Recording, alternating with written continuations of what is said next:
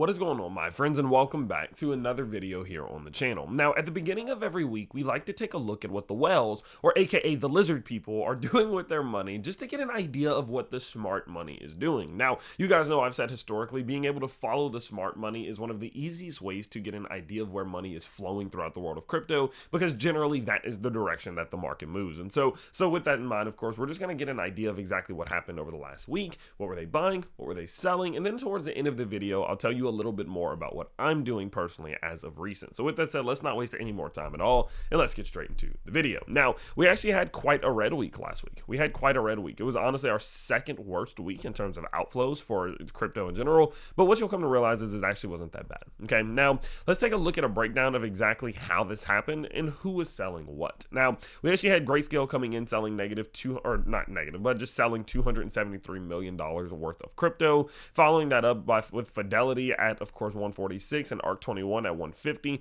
So pretty evenly spread across the board there. iShares still coming in with a $42 million inflow on the week. Of course, they did have some outflows, but it was a net positive inflow. And so because of that, they tried to balance out as much as they could, and they kind of canceled out these bottom three here, but realistically, not really able to cancel out all of this negativity and all of this, outflow that we saw from the big three there. Now, the way that this was distributed amongst your, of course, assets in general, almost all of that was Bitcoin, about $621 million worth of outflows for Bitcoin, followed up by 1.1 with multi-asset and Solana at 0.2.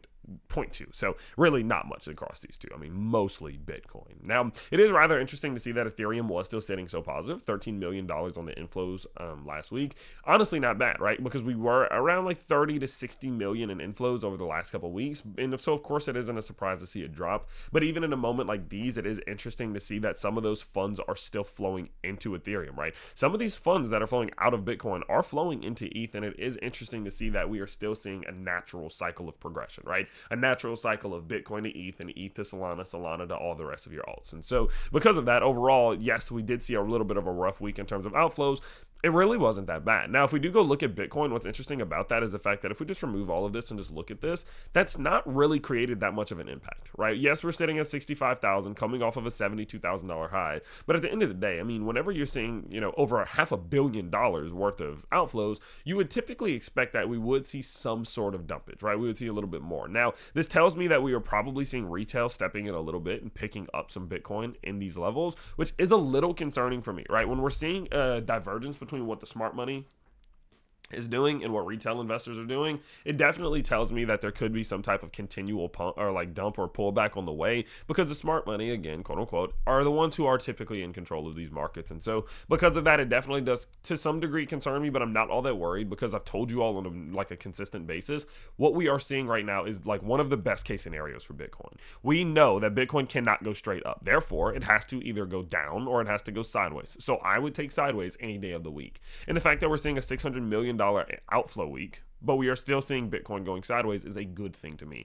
And it's not all that concerning. Now, the fact that we are still seeing some of our alts, on the other hand, in the positive, is a very also good sign to me, right? We saw Litecoin 0.8, Binance 0.3. We saw XRP at 1.1 leading the charge. Good for them. 0.08 or 0.8 for Chainlink, 0.7 for Cardano, and again, 13 million for Ethereum. These types of things just tell me, okay, we're still seeing this kind of separation between Bitcoin and the altcoins, and I personally like that.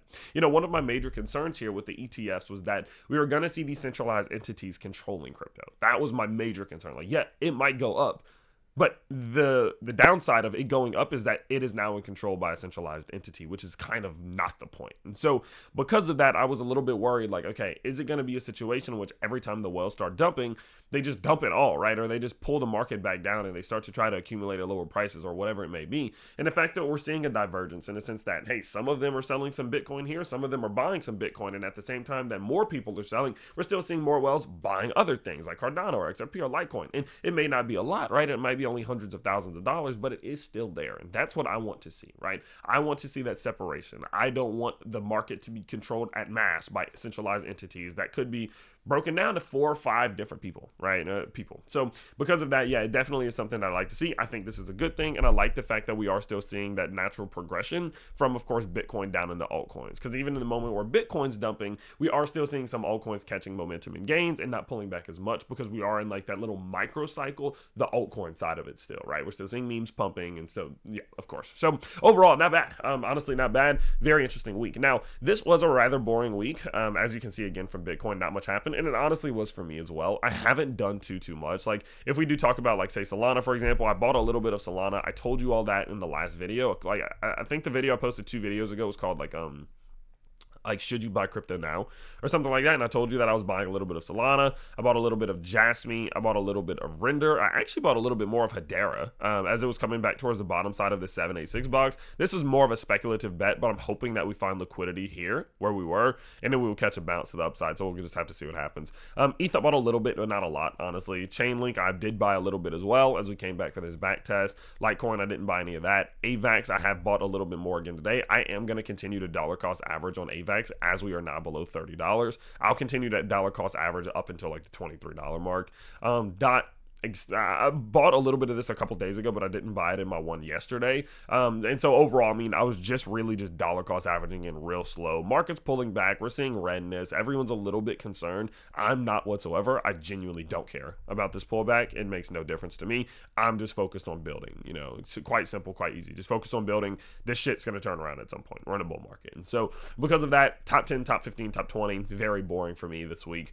We are still seeing some growth from a few of the different ones that we've been talking about a lot recently. You guys know that I like to kind of mix in some of your pre-sales, etc. And so obviously I did have this pre-sale / private sale that is going on right now, Marvin Bot. Even though things are getting a little bit quiet just in the crypto market in general, as you guys remember in the last video, I showed you the fact that they just released a new website. They're making more moves. They're getting more memes released. They're getting a lot of partnerships going with, you know, different creators, getting more content going out there and showing it to the community. The community is growing. They're seeing more and more engagement. And so because of that, that's obviously been pretty damn good. Same with the Daddy token. This is the one that's brought to you by our homie Crypto Journey, Rodney.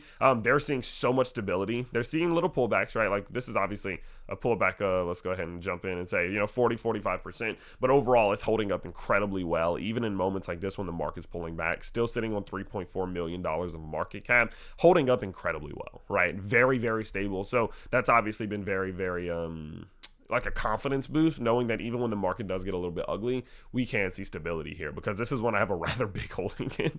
And so because of that, I do want to see this thing stabilize and be able to grow over the long term. And Rodney has been super focused on just long-term consistent gains. He's not trying to get people in and out. He's constantly said that I am here for the long term. I'm not going anywhere. And I do believe the guy. You know, I've met him in person. And so because of that, I definitely do believe him as well. I actually did pick a little bit more of this Trump with Biden one. You guys know we were talking about this thing like last week, the beginning of last week, and I told you all that it was one of those ones that I think could do extremely well, and they have continued to put out more and more content, more and more things, kind of building up the community. They're still doing things within the community over in Telegram, dropping out some videos and news and things like that. And because of that, of course, we have started to see a little bit of stability here, right? We're finally seeing a bit of a green day, which could be a sign that some type of early reversal is on the way. Obviously, it's no guarantee, but it is enough for me to be like, okay, this could be a decent time to DCA. And so what I did is I added a little bit to my bag around these levels, just to kind of see if we do get that reverse and maybe a move back to the upside, try to retrace some of these levels here. Okay. And then the last one going forward, of course, VSG. VSG is another one that I did average cost in again